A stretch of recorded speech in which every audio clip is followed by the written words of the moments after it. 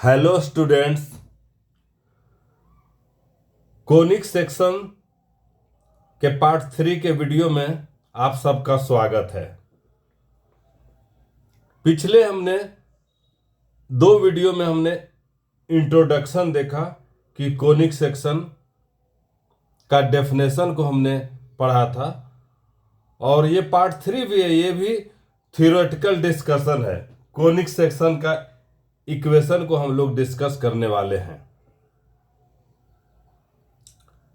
तो हमने जैसे पहले कोनिक सेक्शंस के बारे में बताया था कि जो एक राइट सर्कुलर कोन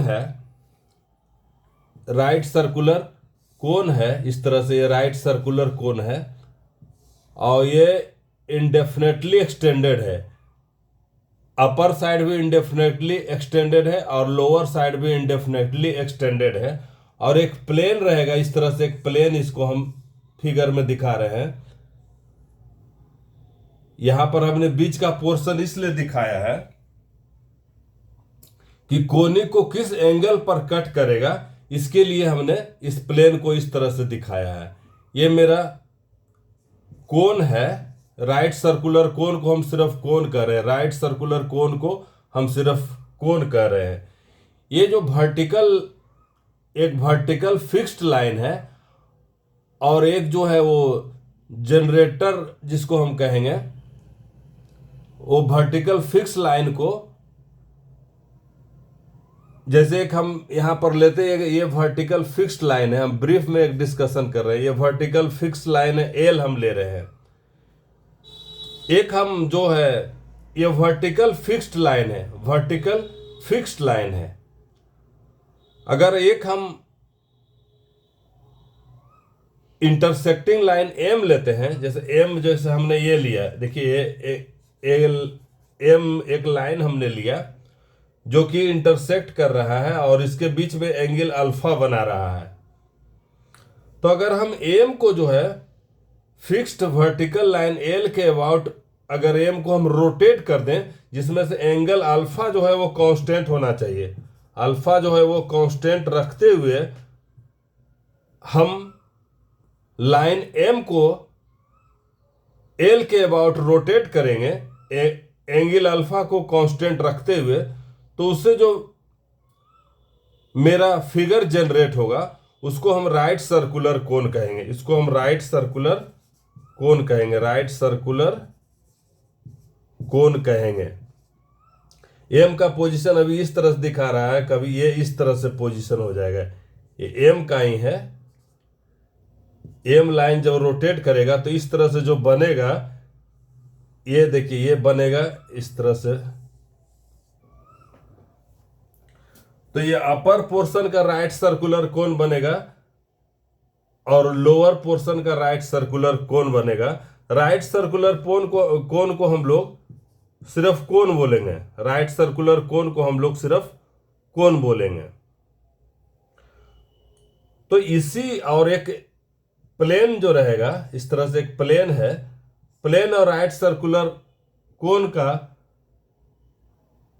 जब हम ये दोनों इंटरसेक्ट करेगा तो उससे जो कर्व जनरेट होगा, उस कर्व को हम कहेंगे कोनिक सेक्शन।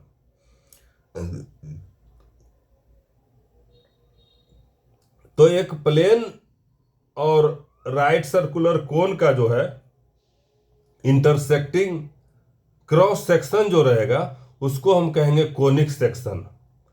तो ये जो है वो पॉइंट भी हो सकता है, एक स्ट्रेट लाइन भी हो सकता है, और पेयर ऑफ स्ट्रेट लाइन भी हो सकता है।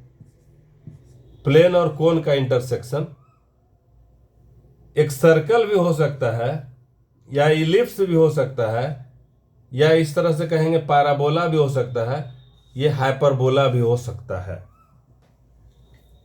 तो ये सब कोनिक सेक्शन का देखिए 1 2 3 4 5 6 7 तरह का हमने यहां पर लिखा है। ये कोनिक सेक्शन का, ये सब डिफरेंट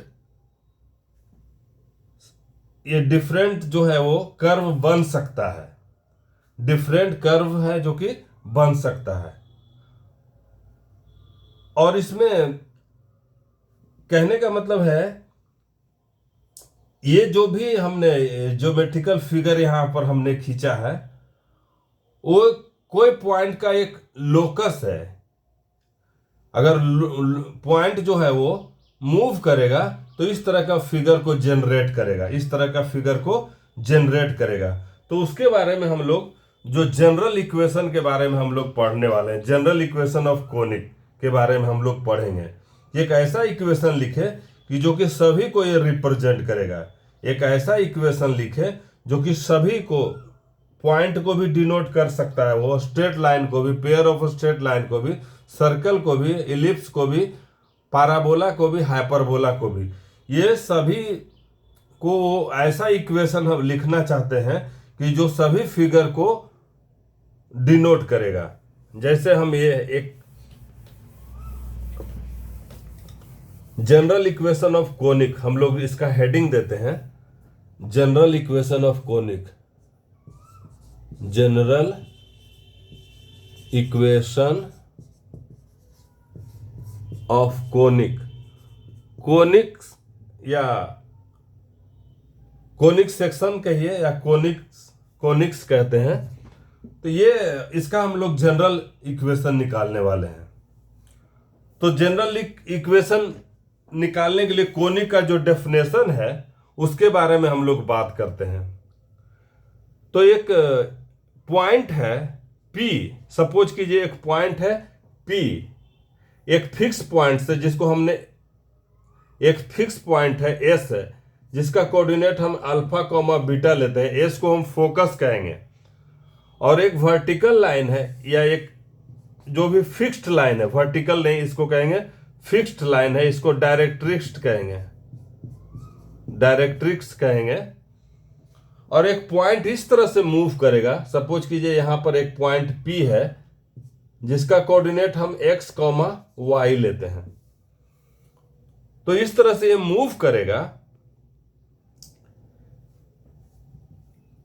इस पॉइंट P का लोकस में रेस्ट्रिक्शन रहेगा कि वो जो है वो इस पॉइंट S से और डायरेक्ट्रिक्स जो है इससे जो डिस्टेंस रहेगा, कहने का मतलब कि उसका रेशियो जो रहेगा वो फिक्स्ड रहेगा। जैसे पॉइंट इस तरह से मूव करेगा कि PS, और यहां से परपेंडिकुलर हम लिख लेते हैं, यहां पर से सपोज कीजिए यहां से एक परपेंडिकुलर हम डालते हैं तो N यहां पर है, तो PS बाई PN ये कांस्टेंट रहेगा जिसको इसेंट्रिसिटी कहेंगे, E कहेंगे हम। ये हमेशा कंडीशन को फॉलो करेगा, ये हमेशा कंडीशन को फॉलो करेगा। P इस तरह से मूव करेगा, P इस तरह से मूव करेगा कि PS by PN, PS by PN, PS by PN ये ऑलवेज कांस्टेंट रहेगा। उस कांस्टेंट को हम E कहेंगे, इसेंट्रिसिटी कहेंगे, जो कि ई रियल नंबर है, ई रियल नंबर है। E बराबर अगर 0 रहेगा तो सर्कल हो जाएगा, E जो है वो 0 और 1 के बीच में लाई करेगा तो इलिप्स हो जाएगा। E जो है वो ग्रेटर देन 1 रहेगा तो हाइपरबोला होगा। E बराबर अगर 1 रहेगा तो ये पैराबोला होगा। उसके बाद पॉइंट भी बनेगा या स्ट्रेट लाइन या पेयर ऑफ स्ट्रेट लाइन, उसके बारे में भी हम ई के ऊपर हम बात करेंगे। तो सबसे पहले इसका डेफिनेशन है कोनिक सेक्शन का कि एक पॉइंट P है वो इस तरह से मूव कर रहा है कि एक फिक्स पॉइंट से डिस्टेंस और एक फिक्स्ड लाइन से डिस्टेंस जो है वो हमेशा जो है उसका रेशियो जो है वो कांस्टेंट है। तो PS बाई PN बराबर E रहेगा, PS बाई PN बराबर E रहेगा। अब डायरेक्ट्रिक्स का हम एक इक्वेशन, ये स्ट्रेट लाइन है, इसका जनरल इक्वेशन हम कंसीडर करते AX plus BY plus C बराबर 0। ये जनरल इक्वेशन है डायरेक्ट्रिक्स के। ये हमने जनरल इक्वेशन लिया है एक लाइन का, डायरेक्ट्रिक्स का, ax plus b y plus c बराबर 0। और हमको ये जनरल इक्वेशन ऑफ कोनिक्स को लिखने के लिए जो ये कंडीशन दिया हुआ है P S by P N बराबर ई है, इसको इस्तेमाल करेंगे। पी एस का मतलब पॉइंट पी का पॉइंट एस से जो डिस्टेंस रहेगा उसको हम डिस्टेंस फॉर्मूला से कैलकुलेट कर लेंगे। और एक पॉइंट पी से कोई लाइन पर जब परपेंडिकुलर रहता है तो उसका परपेंडिकुलर लेंथ का फॉर्मूला को यूज करेंगे। उसके परपेंडिकुलर डिस्टेंस का जो परपेंडिकुलर लेंथ का जो फॉर्मूला है इसको हम लोग यहां पर यूज करेंगे। तो ये एस को कहेंगे हम फोकस कहेंगे, एस को कहेंगे हम फोकस कहेंगे, जिसका कोऑर्डिनेट हमने अल्फा कॉमा बीटा माना है। पी एक पॉइंट जनरल पॉइंट है जिसका हमने कोऑर्डिनेट एक्स कॉमा वाई लिया। और एल ये जो है एल लाइन को हम फिक्स्ड लाइन या डायरेक्ट्रिस्टिक्स कहते हैं इसको, जिसका general equation x plus b y plus c बराबर 0 हमने लिया। अब ये पॉइंट इस तरह से मूव करेगा कि P S by P N बराबर ई रहेगा, जहां की ई जो है वो रियल नंबर, ई जो है वो रियल नंबर है, ई है रियल नंबर है। इस चीज को ध्यान रखिए। तो ई यहां पर रियल नंबर है, तो रियल नंबर तो इनफाइनाइट है। तो मेरा कहने का मतलब कि जो कोनिक सेक्शन का भी जो कर्व का नंबर ऑफ कोनिक सेक्शन रहेगा वो भी इनफाइनाइट रहेगा।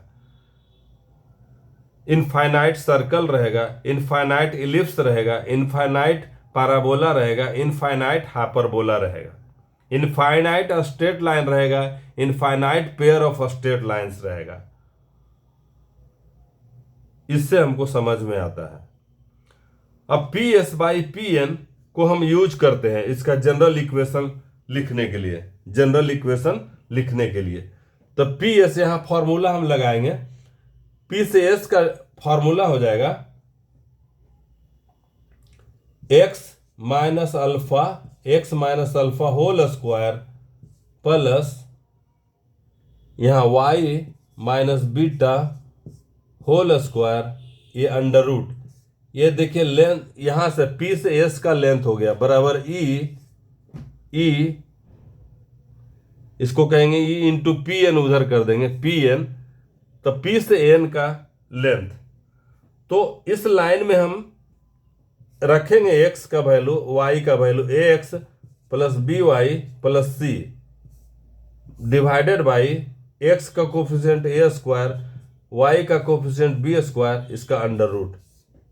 ये इस तरह से यहां से पी एन का लेंथ हो गया। यहां पर हम यूज किए हैं हमने पी एस बराबर e into P N, e into P N, P S बराबर ई इंटू पी एन को हमने यूज किया है। यहां से P S by P N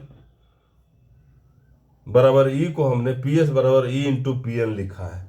P S को हमने पी से एस पॉइंट का जो डिस्टेंस है x minus alpha plus y minus beta का होल स्क्वायर अंडर रूट बराबर ई इंटू पॉइंट पी जो कि एक्स कॉमा वाई है इसका कोऑर्डिनेट, उससे लाइन एल डायरेक्ट्रिस्टिक्स है x plus b y plus c बराबर 0 है।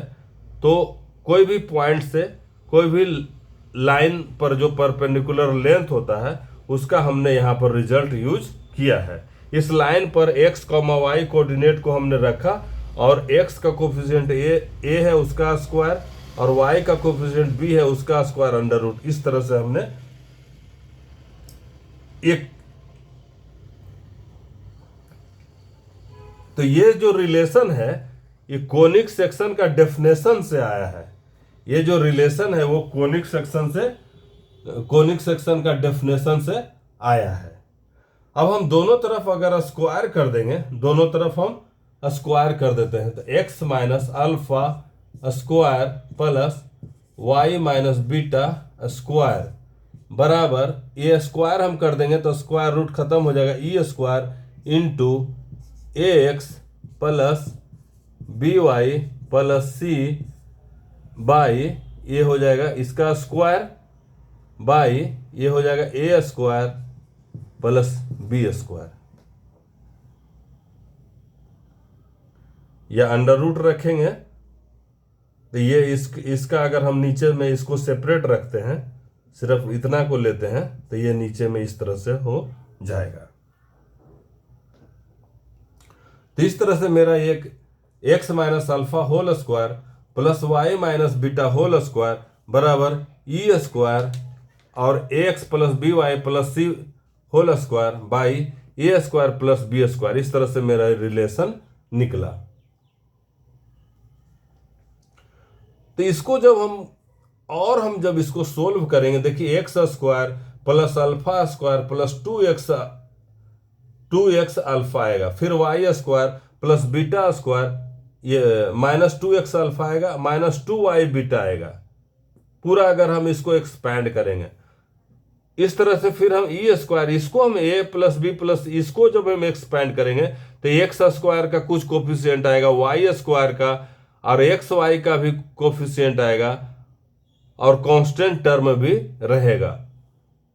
तो कहने का मतलब है कि इसको जब हम एक्स स्क्वायर के टर्म को एक तरफ करेंगे, वाई स्क्वायर के टर्म को एक तरफ करेंगे और एक्स वाई के टर्म को एक तरफ करेंगे, एक्स का टर्म को एक तरफ करेंगे, वाई के टर्म को एक तरफ करेंगे और कांस्टेंट जो रहेगा उसका टर्म को हम एक तरफ करेंगे, तो ये जब इसको हम सोल्व करेंगे और यहां पर जैसे एक्स स्क्वायर का जो कोफिशिएंट आएगा कोई ना कोई रियल नंबर आएगा, तो जब हम इसको सोल्व करेंगे तो ये इस फॉर्म में ले लेगा। देखिए a x square plus 2hxy plus b y square plus 2gx plus 2fy plus c बराबर 0, इस तरह का फॉर्म ले लेगा। देखिए a x square plus 2hxy plus b y square plus 2gx plus 2fy plus c बराबर 0, जहां की ए जो रहेगा, बी रहेगा, सी रहेगा, एफ रहेगा, जी रहेगा, एच रहेगा, ये सब कांस्टेंट रहेगा। कहने का मतलब ये जो ऑल रहेगा ये बिलोंग्स करेगा रियल नंबर से। A b c f g h जो एक कांस्टेंट रहेगा, a b c f g h जो कि एक कांस्टेंट रहेगा। तो ये जो इक्वेशन मेरा ये हमने लिखा a x square plus 2hxy plus b y square plus 2gx plus 2fy plus c बराबर 0, यही जनरल इक्वेशन ऑफ कोनिक है, यही जनरल इक्वेशन ऑफ कोनिक है, जहां की ये हम यहां एक्स स्क्वायर और यहां से भी जब होगा एक्स स्क्वायर का जो कोफिशिएंट रहेगा वो कोई रियल नंबर बनेगा जिसको हमने ए से डिनोट किया है। एक्स वाई का कोफिशिएंट रहेगा जो कि रियल नंबर रहेगा तो 2h से हमने यहां पर लिखा है। वाई स्क्वायर का कोफिशिएंट जो रहेगा उसको हमने b से डिनोट किया है, x का कोफिशिएंट को 2g से डिनोट किया है, y का कोफिशिएंट को 2f से डिनोट किया है और कांस्टेंट टर्म को c से डिनोट किया है। तो a b c f g h ये जो रहेगा वो रियल नंबर रहेगा। तो इस तरह से ये जनरल इक्वेशन ऑफ कोनिक हुआ। इसमें यही जो इक्वेशन है वो पॉइंट को भी रिप्रेजेंट करेगा, स्ट्रेट लाइन को रिप्रेजेंट करेगा, पेयर ऑफ स्ट्रेट लाइन को रिप्रेजेंट करेगा, पैराबोला को रिप्रेजेंट करेगा, इलिप्स को रिप्रेजेंट करेगा, हाइपरबोला को रिप्रेजेंट करेगा। तो ये जनरल इक्वेशन ऑफ कोनिक्स हुआ। और आगे के वीडियो में हम इसके बारे में डिस्कशन करने वाले हैं कि क्या कंडीशन रहेगा कि ये सर्किल को रिप्रेजेंट करेगा, क्या कंडीशन रहेगा कि पेयर ऑफ स्ट्रेट लाइंस को रिप्रेजेंट करेगा, क्या कंडीशन रहेगा कि ये पैराबोला को रिप्रेजेंट करेगा, क्या कंडीशन रहेगा कि ये इलिप्स को रिप्रेजेंट करेगा, क्या कंडीशन होगा कि ये जो हाइपरबोला को रिप्रेजेंट करेगा। उसके बारे में हम लोग अगला वीडियो में डिस्कशन करेंगे। Thank you for watching.